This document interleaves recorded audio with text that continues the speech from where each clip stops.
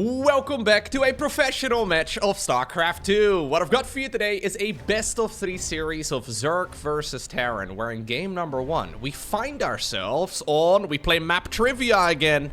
I believe that this is Ultralove. Ultralove for some reason. I think it's Ultralove. It has a lot of these vortex-looking black hole type of things. Spawning right here in the top right-hand corner, playing with the blue Zerg pieces, we have none other than Rogue. His opponent down in the bottom left with the red Terran pieces. He goes by the name of Spirit. Poland going up against South Korea. I heard that this series is a bit of a banger. It is, of course, played. We are, by the way, on Ultralove. Yeah, it is indeed played on the new brand new maps, but then also on the PTR with all of the new balance changes. And would you look at that? Spirit is going for a command center first. I haven't actually seen any Terran player go command center first on the new patch yet. Technically a little risky, but it seems like most of the Zerg players right now are all sitting there being a little bit terrified of early game aggression. They have to try and get their queens going now that the queen is a little bit more expensive. They're very focused on just trying to stay alive and not falling behind against like any, for example, Hellion openers or a Marine drop or something along those lines. And Spirit is saying, yo, perfect. The odds of you making an early game spawning pool in the current patch, I mean in the new patch, it's basically 0. So I'm going to be able to get away with a command center first, easy peasy. And I like seeing this. So we're going command center, we're going barracks, and we're going double gas on the back of this as well. Right from the get-go, this is going to give Spirit a booming economy. And this is the type of stuff that I really do enjoy seeing. It's the type of stuff that is technically very vulnerable, but you abuse the meta a little bit, right? You understand very well how the opponent reacts in all of those early game situations, and you play against it. By the time that Rogue sees it, so he doesn't even scout far enough here, he already is backing off here, because he's a bit afraid of like a, for example, a double barracks on the low ground, right? That's what he's scouting for. But he's a little bit afraid of like a Marine walking over here and a lifted off barracks. At this point, Rogue has no idea about what is happening on the other side of the map. Now, the normal time for a Reaper to spawn is right about the 2-minute mark, depending on the execution of the Terran player. So at this point, that Overlord should have already seen a Reaper. So there is a chance that there are some alarm bells going off on the side of Rogue, but there's really not much he can do about it. He can take the third base. At least that won't be delayed. He can continue making queens. All of that is fine and dandy. At least that creep tumor won't be denied, but this is certainly going to be a little bit annoying. And I think looking at the movement speed here with that Overlord of that Reaper, and then also knowing the timing of that Reaper, it puts one and one together that this can only ever be a command center first. Now, the main advantage of a CC first off, you take a little bit of a gamble, but secondly, your follow-up attacks are gonna hit quite a bit harder. Now, Spirit apparently is doubling down on the economy as he's already starting up a third command center as well. So this is like a 3-minute third CC, and he is ready to just play the big macro game for the next couple of minutes. It'll be a little bit until those command centers really pay for themselves, but as long as you can stay alive, you shouldn't be in that much trouble. And it looks like Rogue is not really reacting to anything. He is just making more and more drones, and he's enjoying his early game here on the other side of the map, where he's not being, hassled by the Terran player just yet. Okay. Now, Hellions are going to be coming out. As long as that Reaper sees that there's no Zerglings that are really being annoying here, there's a good chance that the Hellions will move across the map as well. You always have to be a little bit concerned of like a bunch of Zerglings hiding down south or over here. Now, there's one Zergling over here for scouting. And Rogue does get it into the main base, and he will see exactly what he's playing against right now. Okay.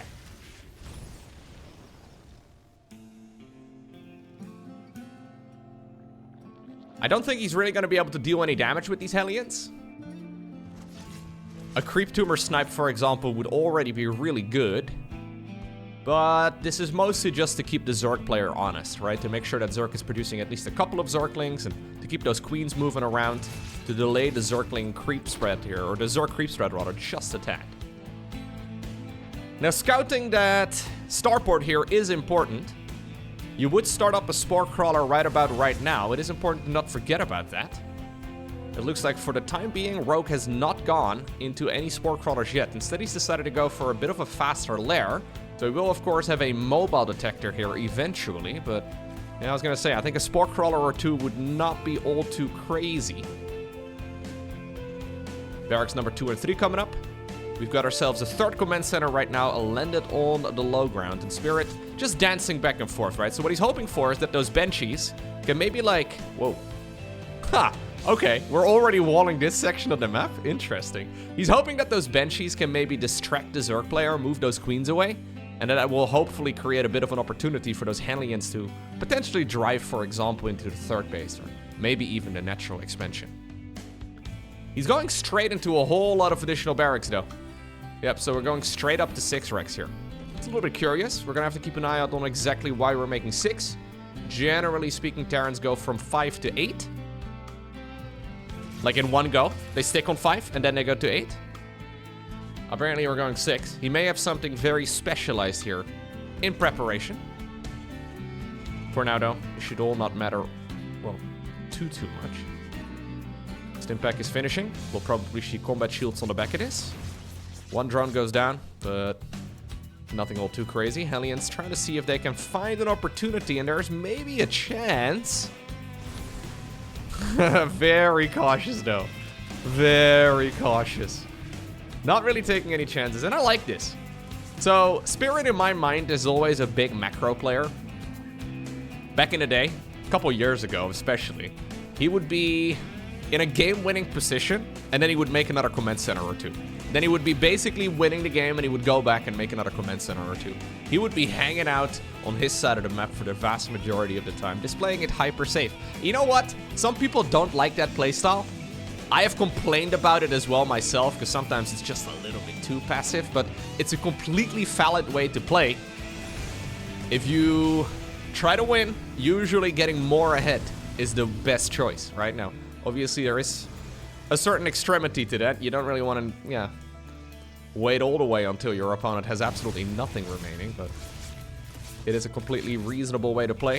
In Spirit, he certainly did it in the most extreme way possible. Now he finally found a big opportunity, though, and this is going to slow down the Zerg player a ton. 19 drones in total for those 8 Hellions, and then the Reaper, and also one of the Banshees. And the nice thing is, at this point, you don't really need those Hellions anymore. There's a moment where you can give them up a little bit too early, right? You can give up on them a bit too quickly, and when you do, you run into some issues with a counterattack of Zerglings. But there's now already, well, a tiny little wall. Nothing all too much, but there's already siege tanks set up. We already have a bunker over here, too. There's really not much that a Zergling counterattack can achieve. So instead, Rogue is forced to just remake the drones, and that's exactly what he's doing. Great scan here as well. I'm really liking what Spirit is doing here. Alright. We've got ourselves a Hive, together with a Lurker Den. And that will be the end goal here for Rogue. He wants to go into that Hydra Lurker, possibly Viper-based unit composition. But this is certainly a Zerg player right now who's a little bit on the back foot. Spirit has been playing greedy, and he's been able to get away with everything. Not only that, he's been dealing a bunch of damage, and his micro has been really good. This is a bit of a choke point here. I normally don't recommend fighting in that, but yeah, as long as all the Marines and the Marauders are firing, wow. Spirit just shuts the door in Rogue's face. Honestly, a dominant game number 1. He made it look easy. Playing a very greedy early game, taking all the risks early on. And then just, well, steamrolling over his opponent. Especially when your opponent goes for such a quick triple CC build. Zerg is really not allowed to make any mistakes, and, well, Spirit just capitalized on it immediately. And that's one of those early games, though, that is a lot more common now, that the Queen is a little bit more expensive. I know there's a lot of people that are like, well, you know, the Queen is 25 minerals more expensive, and you know, the hatchery is 25 minerals cheaper. Does it really make that big of a difference? It does. The main thing is, right, is if you... There's a lot of people that are saying, like, maybe make a spine crawler or a spore crawler instead. The problem is, making queens, the game is essentially balanced around it. It doesn't cost any larva to make queens. When you're making a spine crawler, you're also not just spending the 100 minerals that the spine crawler costs, but also the drone that could potentially still be mining for the next 20 minutes or so. And there's a lot of opportunity loss early on. I really do think that overall, the Zerg's early game is just a little bit slower. And it's already, like, StarCraft 2 is already a very delicate game. There's a lot of tiny little mistakes that can lead to very large results. The obvious answer, though, for Zerg is to just not make any mistakes. There's a very good chance that we are going to be seeing some Serral games over the next couple of weeks. And yeah, he will just never take damage early on.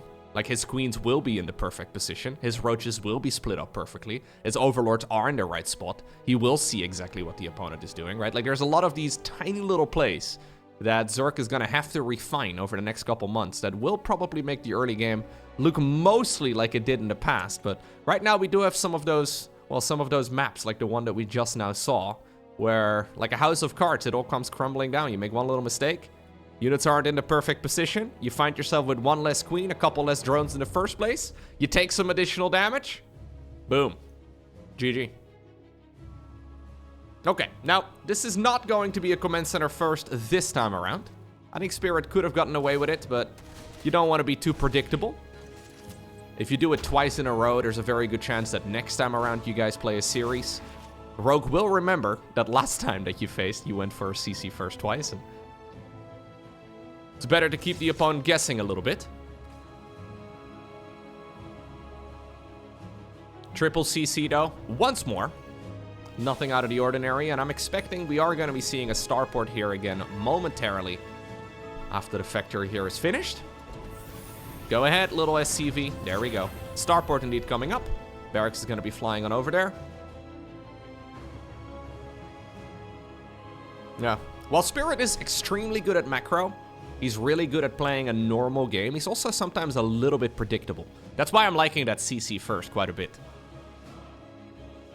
It's a very controllable, unpredictable style, if that makes sense. It is something that you can practice over and over and over again, and you can figure out exactly what the right response is. I think overall Spirit is quite an underrated player. Like, he's been solid. He's been solid for many years now. There's just this French Terran player, right, that everybody always talks about. Ugh, how annoying. Hellion coming in clutch right now to try and save that Reaper. Triple Queen is building. You can see normally the Zerg early game, you don't really have any idle larva. Like, a lot of the builds for Zerg are based around having 0 idle larva, or at least as little as possible. So we will see it cleaning up here. We will see the larva count drying up, but that's kind of an easy way to sort of keep track of a game. Especially if you're like, say you're a Diamond League Zerg player, right, and you're trying to improve. You should have a look at how often you have idle larva compared to, especially in the early game, compared to pro gamers. Now, on the new patch, it is quite common for Zergs to have a little bit more idle larva than they did in the past, which is mostly just a result of, well, those queen changes. One nice thing, of course, for Terran 2 in this new patch is that you don't really need to reinvent your early game very much. The Zergs have to redo their early games a bit. Protoss has to, yeah, quite drastically change some of their stuff too because of that shield battery overcharge removal. Terrans get to cruise along with the exact same build that they have been playing since about 2011. Okay, maybe that's a bit extreme, but the same Terran builds have been around for a long time at this point. Triple CC, 111 into additional barracks. It is something we have seen many, many times. Okay. I feel like that grenade took about 7 years to explode, but the queens did jump up in the air for joy. Spore crawlers coming up. A double evolution chamber right now. Also, yeah, researching soon in the main base. It looks like we are gonna go good old, I would imagine, Zerglings with armor upgrades too. Looks like we're going into Ling Bane. And then possibly Ultras in the end. At least judging by the timings here. I think Ultras overall are actually a little bit better. Not only are they less derpy, the Ghosts are certainly also a little bit more difficult to mass. There has been a lot of debate, by the way, especially in the Korean StarCraft 2 scene. Like, I've seen a couple of translated posts here and there. Apparently, there's a very large chunk of Korean pro gamers that believe that the Queen nerf is too much. Or, sorry, not the Queen nerf, the Ghost nerf. They're never talking about the Queen nerf. The Ghost nerf. I find the Ghost nerf to be very small. Maybe I'm missing something. But it is interesting how a lot of Terran players are very vocal about the Ghost nerf. So the Ghost has gone from 2 supply to 3 supply. That's it. It means that you can't make 20 Ghosts in the late game as easily. You're gonna have to commit a little bit more into it, but apparently players like Maru think it's a little bit too much.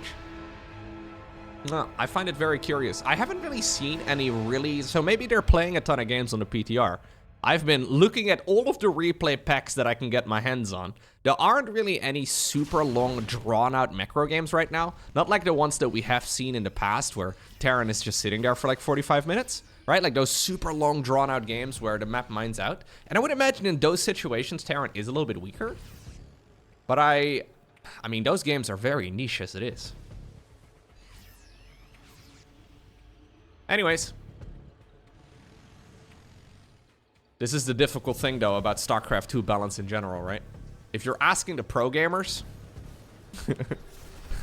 they're not gonna bite the hand that feeds them, right? Like, they're not gonna tell, oh no, well, Clem apparently did it. Clem said that the Ghost was too good and needed a nerf. Anyways, big attack coming up right now up north. Getting a chokehold on ley lines here on that 12 o'clock expansion is quite manageable, but has he slowed himself down a bit too much? Great micro there. Spirit backing up right now to the safety of those Hellions that he kept around from the early game. The spread on the siege tanks is curious. He could have spread this one a little bit further up north too, but he believes that he's got the kill on that base secured regardless. And I gotta say, I love that siege tank there down south. Clinical precision here by Spirit in this series. I would have 100% put all of my siege tanks together there to gun down that command center a little bit quicker. But the fact that Spirit didn't do that was a big indicator that he knew that base was toast. Very cool. Hive indeed, by the way, just about to finish up. Did we have double evos, but we didn't go... Okay, yeah, no, sorry. I thought for a second one of the upgrades was way disjointed, but it's the other way around. We should definitely go into +2 melee here. Adrenal glands coming up, and I guess also an Ultralist cavern. That should be the play. Right over here. I believe it's gonna be over here. Come on, don't disappoint me, Rogue. Come on, I wanna believe. One of these days, I'm gonna get the positioning right. Okay, there's a lot of army movement around the map. We don't have an Ultra cavern. Instead, what we do have, though, is another one of those lovely positions here by the Terran player. Looks like Spirit has been studying the maps. Is there enough for Rogue to break through all of that? Those Hellbats from the early game, roasting a lot of the Lings and Banes, but I think ultimately, the floodgates have been opened and the Zerg will be able to clean that up. With another expansion going down, much in the same way as we saw up north, I think Rogue probably had to tap out. But luckily for him, he cleaned that one up relatively easily. Adrenal glands alone, by the way, is a very large buff. So those Zerglings are going to hit much harder. This is about 40% attack speed on Zerglings. You can imagine how much that adds up, especially if you get those additional attacking upgrades into the mix too. That's why the attack upgrades are usually a big priority. Oh, we're going to commit to this fight off creep right before. Okay, this is an ambitious play by Rogue, but I think it is indeed the right call. Okay, he shoved that army away. In the meantime, though, it's not like Spirit has been all in. Now look at that. Ghost Academy and Ultra Cavern. All right, so right as the dust settles after that previous fight, both players ready to tech up right around the same time. +2/+2 also, yeah, I mean, mostly identical. So despite playing very different races here, you can tell that the players are still very in sync. Spirit now forced to make that additional command center transition. We'll probably see a base of his right up there in the near future too. That seems to be a location that Terran players are enjoying quite a bit. Vipers coming up. Okay. Now, still a very significant lead, though, for Spirit. Look at the supply count. There's a lot of money in the bank for Rogue, but not a lot of gas. Yeah. This is still a very playable game for Rogue, but he needs to be careful. The cost efficiency of Terran is still going to be very good. Yeah, look at that. The minerals lost here at this point in time, significantly, well, in favor of the Terran player. Does he know about the Ultra transition, though? If Ultras can hit the battlefield before any Ghosts are out, he would be in a little bit of trouble, because those Ultras, They have been changed. They no longer, well, tend to derp around as much. So in the past, they had a lot of issues trying to get to the front of an army. But right now, they will push other units around, although they do get still stuck on their friends. They get stuck on other Ultralisks, which is curious. Fight up north. Oh, it does finish off the Zerg command center, the hatchery right over there. Very brave Marine, trying its very best, but I'm afraid that's not gonna happen, Jimmy. But look at the Ultra, though. Woo! Without chitinous plating, without that armor upgrade, it is one of the worst units in the game. Luckily, though, for the other Ultras, chitinous plating right now is finishing up. And we are going to be getting a pretty quick +3 armor as well in the evolution chamber. This immediately, though, has triggered additional ghost production right now for Spirit, who knows he's going to need to start sniping this down. Zerglings, okay, flood around the map. Nothing to protect against those siege tanks. And that is very costly. There's the bio army, but it was sleeping on the job just a tad. There's a minimum range on tanks, so even though the Ultra was relatively vulnerable... Brenda, go back. Brenda, Karen, go! Anyways, the Ultra there won the fight against the tank, and apparently we're gonna go after the command center too. Spirit does lift this one up. I saw him producing a whole lot of command centers just now. Yeah, he's got triple orbital command that he was making all at the same time. Okay. That's the first time in the series that Spirit got pushed back really, like properly, you know? Like that seemed like a mistake from Spirit. He's been playing this pretty much flawlessly up until just now. Leaving those siege tanks unprotected is very costly. Look at the impact damage right here of the command center landing, dude. I know some of you might say that that is a graphic on the map. No. That command center landed with force. Anyways. The queens are back on creep. Much like the Ultras, they like to derp around. Spire coming up right now to maybe go into Corruptors or something like that. But here comes the Swarm. Large Zergling run by as well. In the meantime, over in the natural, the Ultra over there dies immediately. But how's the fight going down south? Blinding Clouds will prevent any of those siege tanks from firing. Zerglings, though, are putting in a lot of work. Yeah. Lovely fight here by Rogue. So not that long ago, Rogue was like 40 supply behind. But never count the man out. SCVs have to run away. Planetaries are, of course, now at 1 less armor. And that means that the CC falls a bit easier, although I think it would have still fallen as well. In the old patch, Zerglings burrowed on the ramp. Apparently he did not quite see it. Pro gamers are human after all, at least the majority of them. Except for, of course, Max Specs and Cyril. But anyways, he did not quite notice it, although he's had some sort of detection. All right. 40 SCVs have gone down, and suddenly, Spirit is up with his back against the wall. He's only got 37 workers remaining. He's forced to rebuild SCVs at the 14-minute mark. There is a command center right over here that Rogue is aware of, and I'm sure that's one of the upcoming targets in his next engagement, because essentially right now what Rogue is trying to do is rinse and repeat. Look at that Ultra. I was told we had better pathing. Stuck behind his Baneling, boys. Alright. Yeah, rinse and repeat right now is the strat here for Rogue. So he is going to try and see if he can just continuously overwhelm. Here's another large group of Zerglings moving on the left side. The natural wall-off is nowhere to be seen anymore. The main chunk right here of that Zerg army, though, is moving on the right side. And it is indeed going to go for that expansion all the way in the bottom right-hand corner. And this is one of the lifelines of the Terran. Slowly but surely, Rogue is gobbling up the whole map.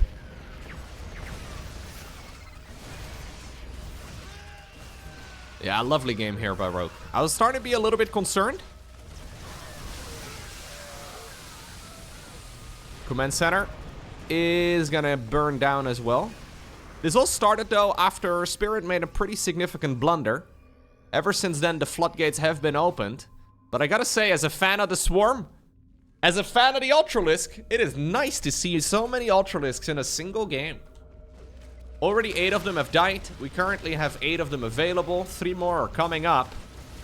Rogue is he's basically just making only Ultras. As many Ultras he can afford, and then Zerglings to back all of it up.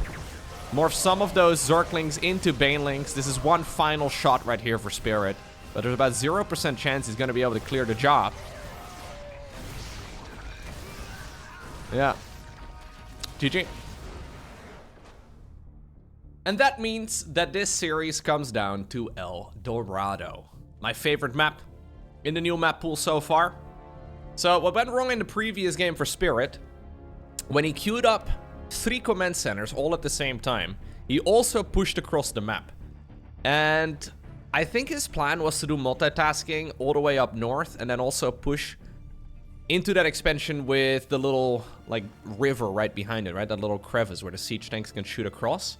And Rogue ended up pushing back the army in the middle of the map, and he found like 4 or 5 siege tanks just hanging out. That was very costly for Spirit. I think if he would have made maybe 1 or 2 less command centers at that point in time, he would have been able to recover a little bit easier, but he found himself with, yeah, a bunch of economy, but no army. It turns out it's really hard to protect your economy when you have no army. A mistake, but still honestly a well-played game right there by Spirit. That's the nature of StarCraft 2. Margin for error is absolutely tiny. Especially at the pro level. That's one of the things that I love about the viewer games. Like, even when one player should win in a Silver League game of StarCraft 2, you never know. There's no way to predict the future, but pro gamers are very quick to capitalize on mistakes because they have played, well, tens of thousands of games. Who do you think has played the most games of StarCraft 2? If you had to pick a one player name, who historically has played the most games of StarCraft? I've been thinking about this a little bit. I think it's probably somebody like Bjorn. I feel like Bjorn plays all the time. Maybe I'm wrong though. He just plays in a ton of tournaments. What you gotta take into consideration is the average duration in games. If you cheese every single one of your match, you can fit a lot of games into 1 hour of StarCraft.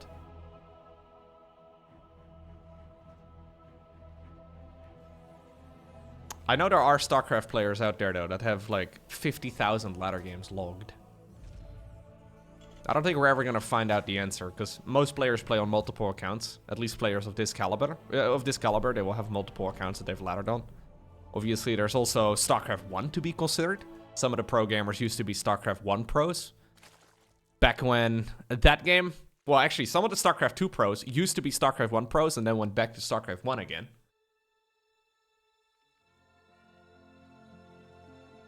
I have no idea.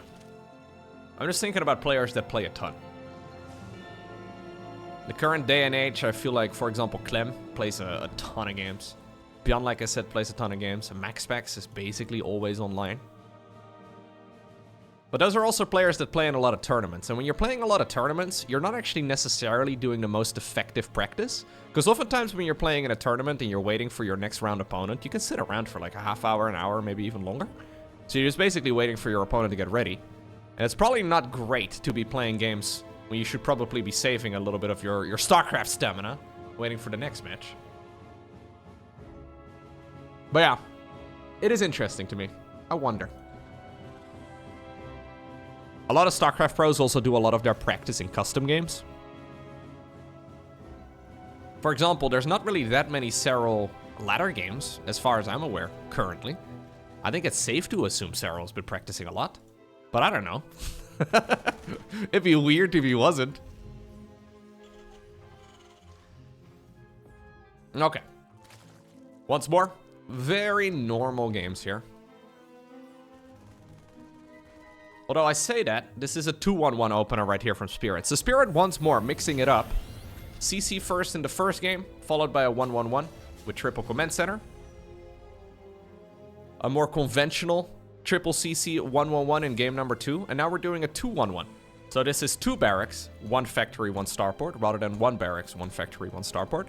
This means that he's going to be able to hit his opponent in the face nice and quickly with that Stimpak upgrade. Generally speaking, this is a move out at about the 5-minute mark, with 2 Medivacs, 16 Marines, and Stimpak, and it hits like a truck. The only problem is that this is also one of, like, baby's first timing attacks, you know? Like, if you're a Terran player out there and you're trying to learn the game, this is like your first timing attack that you ever learn. He's gone for a small little variant of it, so this is actually a 14 Marine drop. You'd imagine that the 16 Marine drop is always with 16 Marines, but no. A 16 Marine drop can be played with 14 Marines. I know. StarCraft strategies are weird. Anyways. He hits about 10-15 seconds earlier. Zerg usually responds with about 30 links and then a bunch of queens. Now, obviously, we don't have as many queens in this new patch. But we should be alright. Matter of fact, this is actually Mutaling Bane right now from Rogue. So, curious styles all around. 2-1-1 is relatively old school. Still good, it's never gonna fade away. But it is certainly a little bit more on the old end of things. Rogue, in the meantime, though, has opened up with just 2 hatcheries, and he's effectively rushing out Mutalisks. Now, I have yet to see anybody play Mutas on the new multiplayer balance patch against Terran. And there's a couple reasons as to why that is. First off, Mutas are... Can I say it? Kind of terrible. Yeah, I would say that Mutas are like in the bottom tier of Zerg units across the board. Pretty terrible. And with the new patch, they have buffed the amount of damage that Thors do against Mutalisks. Now, they've also nerfed the range of those Javelin missiles. So the Thor deals more damage, but it has less range. It functions a little bit more, I guess, to like an Archon, for example. So there's really no way that Zerg is going to be able to fight Thors. But as long as Rogue can fly them around any of those heavy splash damage units from the Terran, it should be fine. Now, Thors are just one of the weapons, though, that Terran has against Mutas. Practically every Terran unit is good against Mutas. Maybe not the Marauder, maybe not the Siege Tank, but everything else is pretty good. The only problem is that Spirit has no clue about this. He hasn't seen it, so he's probably assuming that this base has been the third base all along, or at the very least, that there is a third base out there somewhere, but he hasn't had confirmation of it. There is a missile turret in the main base mineral line, but currently no Marines there. I don't know, man. I find this a very flimsy unit comp for Rogue, but we have seen players like, for example, Raynor be very successful with this. Now, Raynor is also a 600 APM player. Rogue at a meager 316. Genuinely, though, Mutas are a unit that benefit faster players. Rogue is like 30 years old, dude. He's basically ancient in StarCraft years. That means he's slow, right? I don't know. Like, this is not... Like, the third base was so late here for Rogue, I feel like it's not been worthwhile. Although Spirit is bleeding out a couple of those reinforcing units. That is making all of this quite okay. Queen's kind of derping over here. +1 is finishing up. More Mutas are dying.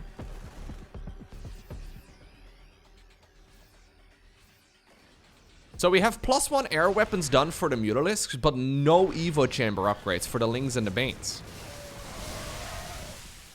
Isn't this just straight up a bad build from Rogue? I want to believe, but I don't see how this is ever a good situation for Zerg. Like, it would work if Terran doesn't pay attention, is completely caught off guard, but against the best Terrans in the world, I've got a feeling Muta build should never really work. Although I say that, and last time we saw it work really well against Clem, when Raynor executed it, but... Couple of Overlords. This base got evacuated, but the Ovies did not get the memo. Mutas trying to, come in, okay, try to see if they can go after one of those tanks. A mule gets dropped. This is not bad manners. This is to repair the siege tank.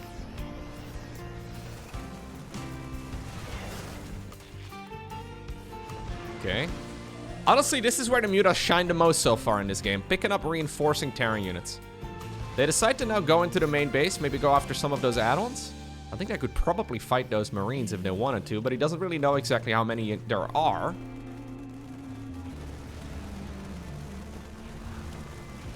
Spirit, by the way, even though he can't have a ton of practice against this, he is not concerned. He's going to try and continue the slow push. One siege tank now is falling, though. Second siege tank also down. My main concern for Zerg here is the double upgrades that are lacking. So, yeah, we might be able to stay alive, but Spirit is slowly chipping along when it comes to those upgrades. Now, here we go. Big commitment by the Zerg player from Korea. Not quite enough, though, to permanently get this Terran player off his lawn. More Terran units join in the fray. Some of them use Stimpaks as well to get across the map a little bit quicker.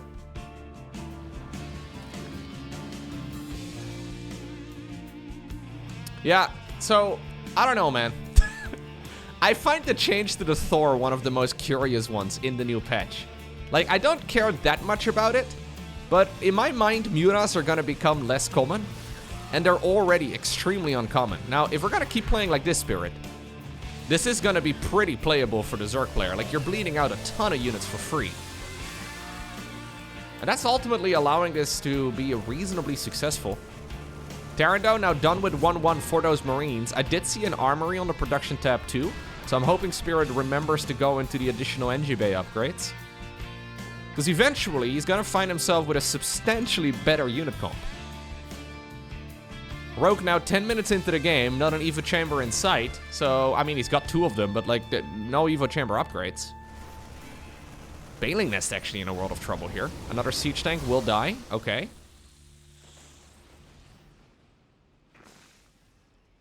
If the plan originally, though, right from the start, right, was to go into mutas, why did we expand in this direction? Like, why expand in the direction of the Terran player? That just makes it harder. Spirit is doing a great job cleaning up a lot of these flying bugs, and he's also going to be sending his own 3rd command center in this direction. So Spirit is saying, yo, you want to be neighbors? Let's be neighbors. Let's be friends. Try and negate some of that speed advantage that your units have.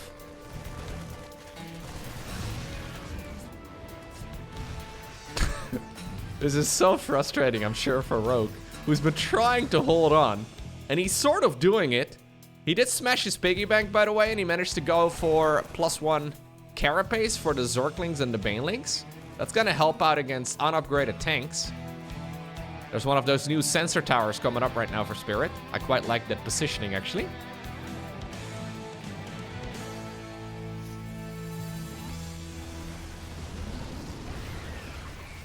Okay. Dude, those skinny mineral fields have been the bane of Rogue's existence. He's the one that mined them out. He wanted to take the expansion down south over here, but the fact that those skinny mineral fields weren't all mined out makes it so tricky for those melee units to actually engage with the Marines.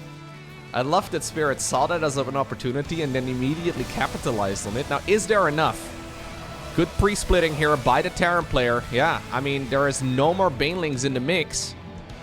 And that means that the Marines feel ambitious enough to go deep onto creep, and just like that, I think most of the Zerg army is going to disappear.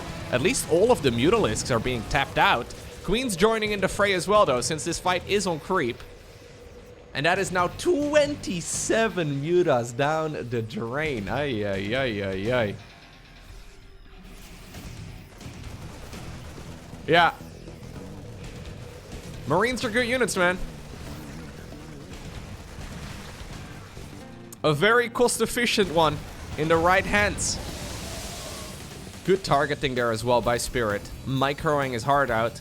Having a grand old time. Siege tank actually coming from the other side right now. That's curious. Oh, he mined out.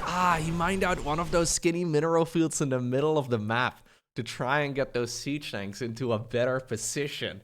Honestly, dominant performance here by Spirit. Yes, he lost game number 2, but I feel like that was because he made a pretty significant blunder, right? Like, there was just a moment where he wasn't paying very close attention because he was multitasking, and those mistakes happen. Really, the only time Thors come out as an anti-air measure with their splash damage missile, so they have 2 different missiles. They have the long-range missiles, which is great for, like, Brute Lords, but also, for example, carriers, I guess. But the times we see the splash damage anti-air missiles is really only against mutas. So, I mean, I think overall, mutas are going to be a little bit worse in Terran versus Zerg because of the Thor change. But mutas are already pretty bad in Terran versus Zerg.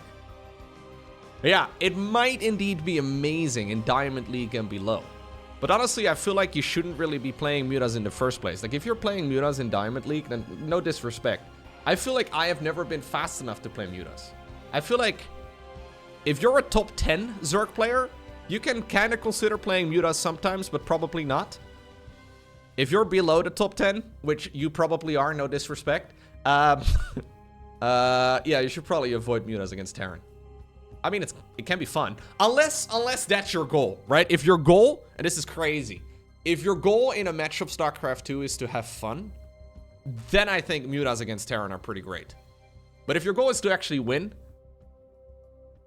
I think you're better off going like Hydraling Bane or Ultraling Bane or Lurker Hydra or, you know, anything good.